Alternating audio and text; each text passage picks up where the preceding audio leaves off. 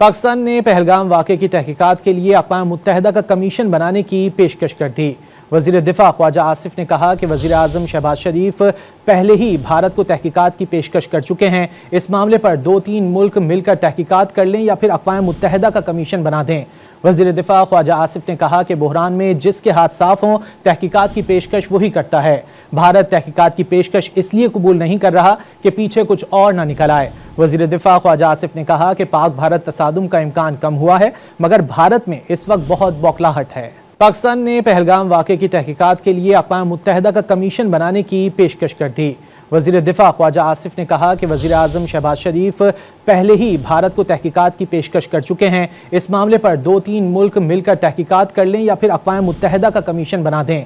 वज़ीर दिफ़ा ख्वाजा आसिफ ने कहा कि बहरान में जिसके हाथ साफ हों तहकीकात की पेशकश वही करता है। भारत तहकीकात की पेशकश इसलिए कबूल नहीं कर रहा कि पीछे कुछ और ना निकल आए। वज़ीर दिफ़ा ख्वाजा आसिफ ने कहा कि पाक भारत तसादुम का इम्कान कम हुआ है, मगर भारत में इस वक्त बहुत बौखलाहट है।